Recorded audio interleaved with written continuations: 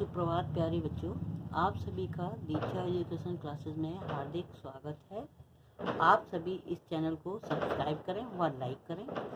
आज मैं आपको हिंदी व्याकरण में पाठ 15 वाक्य विचार के बारे में बताऊंगी। वाक्य विचार क्या है? वाक्य सार्थक शब्दों का व्यवस्थित क्या है एक रूप है। इनके माध्यम से मनुष्य अपने विचारों को पूर्णता से प्रकट करता है। वाक्य हमारे किससे बनते हैं? शब्दों से बनते हैं। वाक्य में प्रयुक्त होने पर हम उसे शब्द पद कहलाते हैं। आपने देखा होगा कि जब जो छोटे बच्चे होते हैं तो सबसे पहले हम उनको क्या लिखना सिखाते हैं? स्वर और व्यंजन लिखना सिखाते हैं। जब वह मिलकर लिखना सीख जाते हैं तो वो हमारे क्या बन जाते हैं? वाक्य बन जाते हैं। कभी कभी एक दो पदों में ही वाक्य पूरा हो जाता है। ऐसे वाक्य अधिकांशतः पहले वाक्यों के संदर्भ में होते हैं, जैसे क्यों नहीं, कैसे हुआ, अभी नहीं, धन्यवाद, रुको आदि। ये हमारे किस में आ गए? छोटे छोटे वाक्य हैं। अब आते हैं हम यहाँ पर आपके वाक्य के कितने भेद होते हैं? वाक्य के दो भेद होते हैं। कौन सा? पहला उद्देश्य और दूसरा विधेय। जिसमें क्या होता है? कर्ता का विस्तार और कर्ता। इसमें भी यही दिखाया गया है। देखिए अब उद्देश्य और विधेय।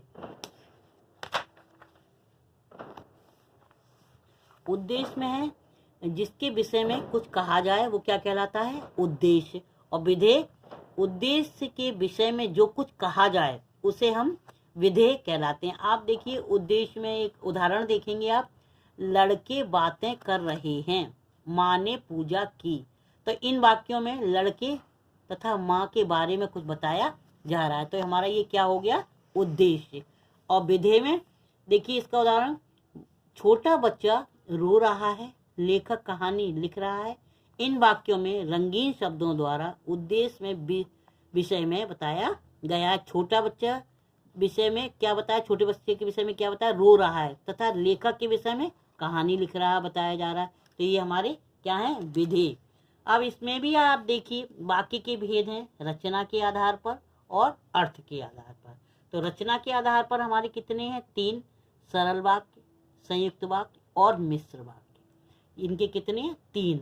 और अर्थ के आधार पर है 8, विधानवाचक, निषेधवाचक, प्रश्नवाचक, आज्ञावाचक, विस्मयादिवाचक, संदेहवाचक और इच्छावाचक और संकेतवाचक। अब आप देखेंगे रचना के आधार पर उन्होंने बताए 3, वो कौन कौन से थे? सरल। जिन वाक्यों में एक ही क्रिया और एक ही कर्ता हो उसे हम क्या कहते हैं? सरल वाक्य कहते हैं। संयुक्त वाक्य में क्या होता है? जब एक से अधिक सरल वाक्य समुच्चय बोधकों से, योजकों से जुड़ जाते हैं। आपने देखा योजक चिन्ह से ये जुड़ जाते हैं तो हमारे क्या कहलाते हैं? संयुक्त वाक्य। तीसरा हमारा है मिश्र वाक्य, जिस वाक्य में एक प्रधान उपवाक्य हो और अन्य आश्रित उपवाक्य हो तो उसे हम क्या कहते हैं? मिश्र वाक्य। आपने देखा जो फल यहाँ आया था वे आज फिर आया। आश्रित उपवाक्य हो गया आपका, जो फल यहाँ आया था वे आज फिर आया है। तो ये क्या हो गया? प्रधान उपवाक्य। अब आते हैं हमारे अर्थ के आधार पर विधान वाक्य। सबसे पहले क्या है? विधानवाचक। जिस वाक्य में किसी भी बात या काम होने का बोध होता है उसे हम क्या कहते हैं? विधान। यह मेरा घर है, आकाश में बादल छाए हैं। निषेधवाचक का मतलब होता है नहीं, जो काम नहीं होता है। जिस वाक्य में किसी बात या काम का ना होने का पता चलता है उसे हम क्या कहते हैं? निषेधवाचक। जैसे मैं आज खाना नहीं खाऊंगा, सड़क पर मत खेलो। अब आता है हमारा प्रश्नवाचक, जिसमें हमसे प्रश्न पूछे गए हों, जैसे तुम कल कहाँ गए थे, आप कहाँ जा रहे हो। तो ये हमारा क्या हो गया? ये प्रश्नवाचक। अब आता है हमारा आज्ञावाचक। आज्ञावाचक जिसमें हम किसी को आज्ञा या उपदेश का बोध कराते हैं। जैसे आपने देखा अपना गृह कार्य पूरा करो, तुम यहाँ से जाओ। अब आता है विस्मयादिबोधक, जिसमें हमारा हर्ष, शोक, आश्चर्य आदि के भाव जिसमें हमारे होते हैं उन्हें हम क्या कहते हैं? विस्मयादिबोधक। क्या कहते हैं? विस्मयादिबोधक बाधक शब्द। अब आपने देखा विस्मयादि में जिसमें हम हर्ष में भी रहेंगे और शौक जिसे कहते हैं एकदम से हम अचानक कोई बात सुनते हैं, अरे तुमने यह क्या कर दिया, वाह क्या दृश्य है। अब आता है हमारा संदेहवाचक, जिस वाक्य के द्वारा किसी बात या काम होने का संदेह हो उसे हम क्या कहते हैं, संदेहवाचक। वह वापस चला गया होगा, इसमें पक्का नहीं है, संदेह है कि वह चला गया होगा। शायद कल हम पिकनिक जाएंगे, क्योंकि हमारा पक्का नहीं है कि कल हम जाएं, शायद हो सकता है हम जाएं। अब आता हमारा इच्छावाचक।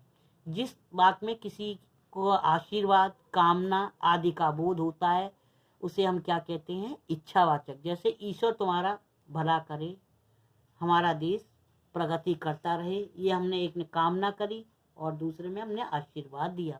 अब आता है हमारा संकेतवाचक। जिस वाक्य में एक कार्य का होना या ना होना दूसरे वाक्यांश पर निर्भर हो उसे हम क्या कहते हैं, संकेतवाचक। यदि तुम बुलाओगे तो मैं आऊंगा, मन लगाकर पढ़ोगे तभी अच्छे नंबर आएंगे। ये सबकी क्या हो गई आपके ये सारे भेद। अब मैं अपनी वाणी को यहीं विराम देना चाहूँगी। धन्यवाद। अगर आपको कोई भी परेशानी आ रही हो तो आप क्लासरूम में पर